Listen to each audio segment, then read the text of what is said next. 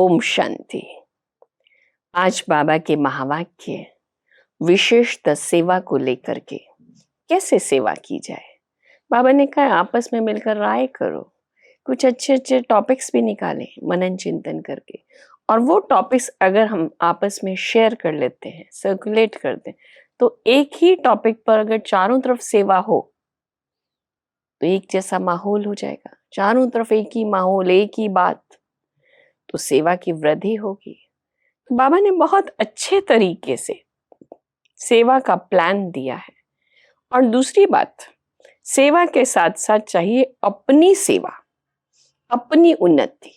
तो अपनी उन्नति भी कैसे करें वो भी बाबा ने हमें सिखाया है। मीठे बच्चे, विचार सागर मंथन कर एक ऐसी टॉपिक निकालो जो सब जगह एक ही टॉपिक पर भाषण चले। यही तुम्हारी यूनिटी है। स्वाभाविक चारों तरफ एक ही विषय पर बात होगी तो सब कहेंगे अच्छा इनकी तो एक ही चर्चा रहती है, एक ही बात रहती है। बाबा ने पूछा है कौन सी मेहनत करते करते तुम बच्चे पास विद ऑनर हो सकते हो। कौन सा अपने अंदर अपने आप से मेहनत करें जो पास विद ऑनर बने। कर्म बंधन से अतीत बनो। जब किसी से बात करते हो तो आत्मा भाई समझ भाई को देखो। मैं आत्मा आत्मा को देखती हूँ, मैं आत्मा आत्मा भाई को देखती हूँ। बाप से सुनते हो तो भी बाप को भ्रकुटी में देखो। भाई भाई की दृष्टि से वह स्नेह और संबंध पक्का हो जाएगा। यही मेहनत का काम है। इससे ही पास विद ऑनर बनेंगे। ऊंच पद पाने वाले बच्चे ये पुरुषार्थ अवश्य करेंगे। आज बाबा ने हम बच्चों को बहुत प्यार से कहा, मीठे मीठे बच्चों को समझाया गया है ये है मृत्यु लोक। आज जो समय चल रहा है कलयुग का, क्या कहेंगे, ये है मृत्यु लोक। उसकी भेंट में अमर लोक भी है सतयुग। भक्त मार्ग में भी दिखाते हैं, भक्ति मार्ग में भी दिखाते हैं। शंकर ने पार्वती को अमर कथा सुनाई। अब अमर लोक में तो तुम जाते हो, शंकर तो कथा सुनाते नहीं। कथा सुनाने वाला ज्ञान का सागर एक ही बाप है। वही आकर हम बच्चों को अमर कथा सुनाकर अमरपुरी का मालिक बनाता है। काल पर जीत कैसे पाई जाती है, ये जो नॉलेज है वह अमर बनाती है। इससे आयु बड़ी होती है। ये जो ज्ञान बाबा हमें देते हैं, अपने अंदर हम शक्ति को लेके आते हैं, धैर्यता को लाते हैं, अनेक गुणों को समाहित करते हैं, तो बाबा कहते हैं इससे आयु बड़ी होती है। वहां काल होता नहीं। यहां तुम 5 विकारों अथवा राम राज्य और रावण राज्य, 2 चीजें है ना, तो रावण राज्य पर जीत पाने से राम राज्य अथवा अमर लोक के मालिक बनते हो। देवताओं को कभी काल नहीं खाता। वहां काल के जमघट नहीं होते। जमदूत आदि कहते हैं ना, ये शब्द प्रयोग होते हैं। तो बाबा कहते हैं सतयुग में चले जाएंगे तो वहां जमघट नहीं होते। ये रावण राज्य है। अभी इस रावण राज्य पर हम जीत पाते हैं, राम राज्य में जाते हैं। भारत अमर लोक था। कितनी बड़ी आयु थी, क्योंकि वहां हमारे अंदर पवित्रता थी, और संपूर्ण पवित्रता होने के नाते आयु स्वाभाविक बड़ी हो जाती। सर्प का मिसाल भी सतयुग के लिए है। एक खाल छोड़ दूसरी लेते हैं। इसको कहा जाता है बेहद का वैराग। सारी दुनिया का विनाश होने वाला है। ये पुराना शरीर भी छोड़ना है। ये 84 जन्मों की पुरानी खाल है। अमर लोक में ऐसे होता नहीं। अभी ये पुराना शरीर हो गया है, 84 जन्म हो गए हैं आत्मा को ये शरीर लेते लेते। तो अब आत्मा इससे मुक्त होना चाहती है। तो बाबा कहते सतयुग में तो तन भी पवित्र है तो मन भी पवित्र है, आत्मा पवित्र है। वहां फिर समझते हैं अब शरीर बड़ा जड़ी भूत हो गया है, इसे छोड़ नया शरीर लेंगे। वहां तो जब पुराना शरीर हो जाता है तो समझ आ जाती है, अब बुढ़ापा आ गया, अब ये पुराना तन है, अब इसको छोड़ना है। फिर साक्षात्कार भी होता है। समझ को ही साक्षात्कार कहा जाता है। हमारी अब नई खाल तैयार हुई है, पुरानी को अब छोड़ना है। कछुए का मिसाल भी यहाँ का है। ऊपर बाबा ने सर्प का मिसाल दिया कि सर्प अपनी कैंचुली बदलता है। अब बाबा कछुए का मिसाल देते हैं। काम करके फिर अंतर्मुखी हो जाता है, अपना भोजन आदि लिया, फिर अपना उसमें अंदर एक उसमें आ जाता है, अपने आप को समेट लेता है। ऐसे ही जब मुझे काम करना है, मन और बुद्धि को कार्य में लगाना है, बाहर काम किया, फिर इसमें मन और बुद्धि को समेट लो। काम करके फिर अंतर्मुखी हो जाता है। इस समय के मिसाल फिर भक्ति मार्ग में कॉपी करते हैं। अभी तुम तो समझते हो, राखी उत्सव, दशहरा, दीपमाला, होली आदि सब इस समय के हैं जो भक्ति मार्ग में चले आते हैं। तो ये बातें सतयुग में होती नहीं। तो ऐसी ऐसी टॉपिक्स लिखो। अब बाबा फिर से उस बात पे लाए कि कौन कौन सी नई टॉपिक्स हम निकाल सकते हैं। तो उदाहरण के तौर पर, मनुष्य काल पर जीत कैसे पहन सकता है, मृत्यु लोक से अमर लोक में कैसे जा सकता है, रावण राज्य से दैवी राज्य में कैसे जा सकता है। देखो कितने टॉपिक्स बाबा ने सुनाए हैं। ऐसी बातों पर समझाने के लिए पहले लिखना पड़ता है। तुम्हारी भी पॉइंट्स की लिस्ट हो, मनन किया हुआ हो, लिस्ट हो। आज इस टॉपिक पर समझाया जाएगा। समझानी तो भल एक ही है, परंतु भिन्न भिन्न टॉपिक सुनने से खुशी होगी। अलग अलग बात, अलग तरीके से कहना। कई बार बात वही होती है, लेकिन अलग उदाहरण, अलग तरीके से समझाई जाए तो समझ आती है कि बेहद के बाप से बेहद का वर्षा कैसे मिलता है। बाप कहते हैं, मैं एक ही बार यज्ञ रचता हूं जिसमें सारी पुरानी दुनिया स्वाहा हो जाती है। रचयिता बाप ही आकर अपना और रचना के आदि मध्य अंत का सारा नॉलेज देते हैं। राजयोग भी सिखाते हैं। ये भी टॉपिक रख सकते हो। भगवान आकर सृष्टि के आदि मध्य अंत का सारा नॉलेज देते हैं, रचयिता और रचना का ज्ञान देते हैं, राजयोग भी सिखाते हैं। ये भी हम टॉपिक फ्रेम करके बता सकते हैं कि आदि सनातन सत्युगी देवी देवता धर्म की स्थापना कैसे हो रही है। अब ये टॉपिक, विश्व में शांति कैसे स्थापन होती है, आकर समझो। परम पिता परमात्मा के सिवाय विश्व में शांति स्थापन करने की राय और कोई दे नहीं सकता। विश्व में शांति स्थापन करने की प्राइज कैसे और कौन देते हैं, ये भी टॉपिक है। आज तो बाबा के महावाक्यों से हमें टॉपिक्स ले लेकर अलग अलग तरीके से सेवा प्रारंभ करनी चाहिए। ऐसे विचार सागर मंथन कर टॉपिक निकालनी चाहिए। ऐसा प्रबंध हो जो सब जगह एक ही टॉपिक हो, सबका कनेक्शन रहेगा। सबको मालूम चलेगा कि सब जगह ऐसा भाषण चला, यहाँ भी हुआ, वहां भी हुआ, इस जगह भी हुआ, इस जगह भी हुआ, चारों तरफ एक ही माहौल बन गया। तब समझेंगे यूनिटी। इसको कहा जाता है यूनिटी। सारी दुनिया में डिसयूनिटी है। इस समय का माहौल कैसा है? सारी दुनिया में चारों तरफ यूनिटी का नाम नहीं है, डिसयूनिटी है। राम राज्य का गायन है। अब उदाहरण, सत्युगी दुनिया कैसी होगी? राम राज्य का गायन है। शेर गौ इकट्ठा जल पीते थे। यहां तुम जो कुछ भी देखते हो वह सब ईवल है। उनको देखते हुए भी ना देखो, सुनते हुए भी ना सुनो। अब जो बाप समझाते हैं वह बुद्धि में रखो। हम संगम युगी ब्राह्मण कितने ऊंचे, देवताओं से भी ऊंचे।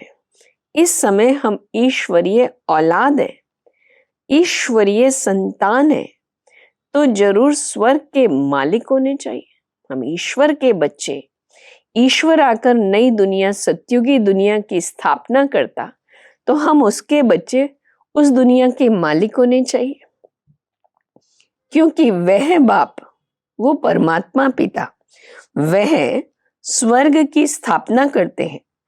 बच्चे जो सियाने हैं, समझू हैं, उनकी बुद्धि में आता है। अब देखो, अपने अंदर विचार लाओ, मैं उस परमात्मा पिता का सियाना बच्चा हूं, समझदार समझू हूं, तो उनकी बुद्धि में एक बात आनी चाहिए। कौन सी?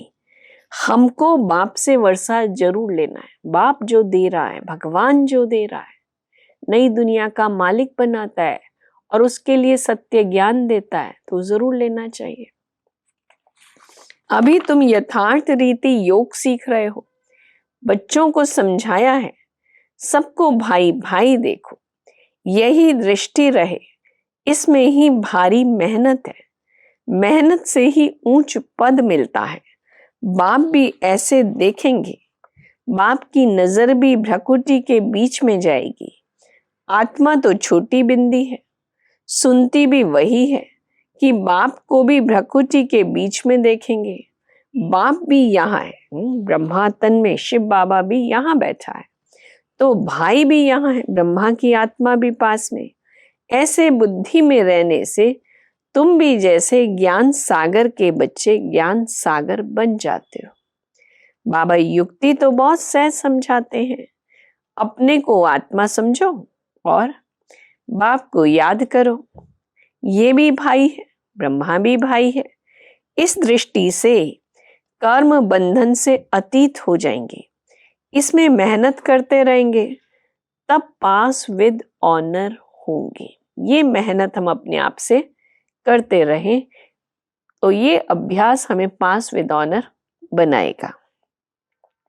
यहां भी बैठे हो तो अपने को आत्मा समझो, आत्मा ही सुनती है, सुनने वाली आत्मा को तुम देखते हो, बाकी क्या शरीर सुनता है?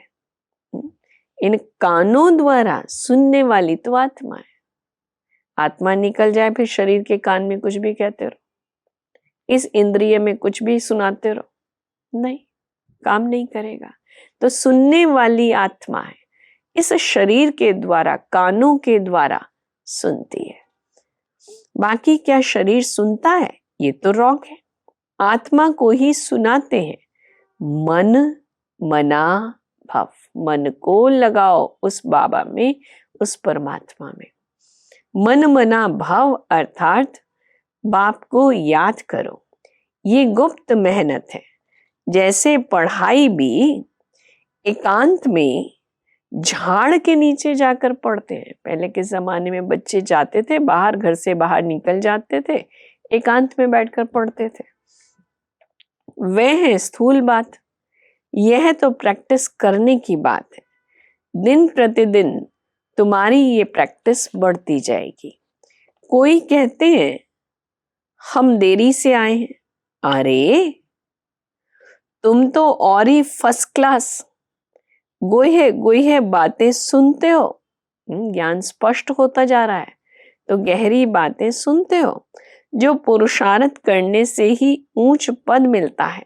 और ही अच्छा, ऐसे वक्त पर आयो जब ज्ञान स्पष्ट है, गहराई की बातें सामने है। अब अभ्यास करो, पुरुषार्थ करो।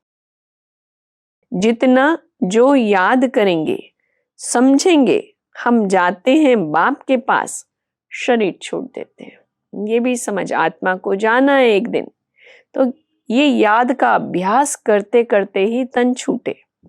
बाबा ने देखा है, ऐसे ब्रह्म में लीन होने का लक्ष्य रखने वाले जब शरीर छोड़ते हैं तो सन्नाटा हो जाता है। बाकी मोक्ष तो कोई पाता नहीं, न वापस जाते हैं। जब एक भी नहीं रहेगा तब वापस जाएंगे। ऊपर से जब सब आत्माएं नीचे आ जाएंगी तब वापस जाएंगे। बाकी थोड़े बचेंगे। सबको हम सी ऑफ कर फिर अपनी राजधानी में चले जाएंगे। जब सब चले जाएंगे तो फिर हम नई दुनिया में आएंगे। सभी आत्माएं मच्छरों सदृश चली जाएंगी शांति धाम। तुम आए हो साथ ले जाने और सबको भेजने के लिए। तुम आए हो सबको साथ ले जाने और सबको वापस घर भेजने के लिए। तुम्हारी बातें बड़ी वंडरफुल हैं। अनेक प्रकार से बाप समझाते रहते हैं याद करने लिए। हम रुद्रमाला में जाकर रुंडमाला में आएंगे, फिर नंबरवार आते रहेंगे, विष्णुपुरी में आएंगे, विष्णु की माला में आएंगे, नंबरवार आते रहेंगे। कितनी बड़ी रुद्रमाला बनती है। तुम संगम युगी ब्राह्मण ही जानते हो।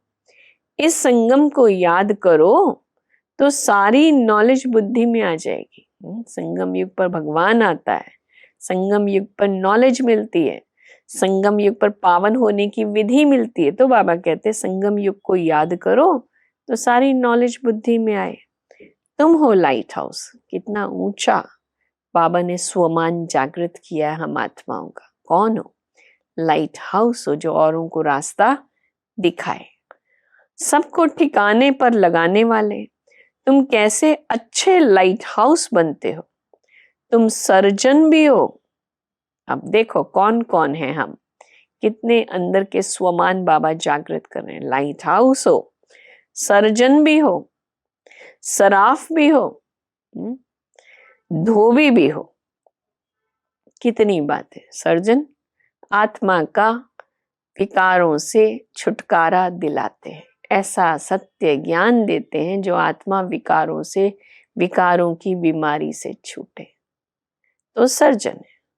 फिर सराफ भी है। सराफ ज्वेलर, तो वो परखता है तो हीरे में कोई भी प्रकार का दाग ना रहे, बेदाग हीरा। फिर धोबी भी हो। धोबी का काम होता है साफ करना, तो आत्मा की मैल को साफ करते हो। सभी खूबियां तुम्हारे में आ जाती हैं। जैसे जैसे कर्तव्य करते हो ऐसा ऐसा गायन होता है।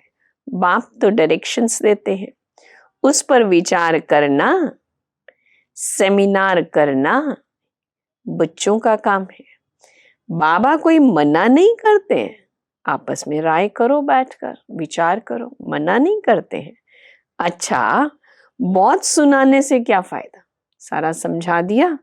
फिर बाबा कहते हैं अच्छा और क्या सुनाए, और ज्यादा सुनाने से फायदा क्या। जो सुनाया है उसको अमल में लाओ, और उसकी विधि है पहले बाप को याद करो। बाप कहते हैं मन मना भाव, बस एक पिता को याद करो। बाबा तुम्हें कितना तरावटी माल खिलाते हैं, ताकतवर तरावटी माल खिलाते हैं। तो कितना रमणीक तरीके से बाबा ने हमें ज्ञान को गहराई में जाने के लिए समझाया है। टॉपिक्स निकालो, फिर मनन करो, विचार सागर मंथन करो। कितने स्वमान याद दिलाए। वरदान, ईश्वरीय सेवा द्वारा वैरायटी मेवा प्राप्त करने वाली अधिकारी आत्मा भव।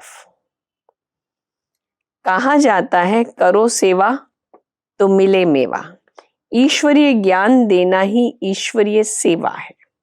जो ये सेवा करते हैं उन्हें अतीन्द्रिय सुख का, शक्तियों का, खुशी का वैरायटी मेवा मिलता है।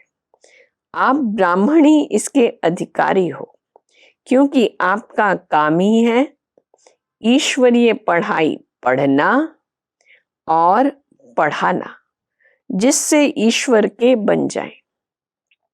तो ऐसी ईश्वरीय सेवा करने से ईश्वरीय फल के अधिकारी बन गए। इसी नशे में रहो। स्लोगन, बाप के साथ रहकर कर्म करो तो डबल लाइट रहेंगे। तो अब यही अभ्यास मैं आत्मा ज्योति बिंदु शिव बाबा के साथ, बाबा के साथ हूं। बैठो इसी स्मृति में।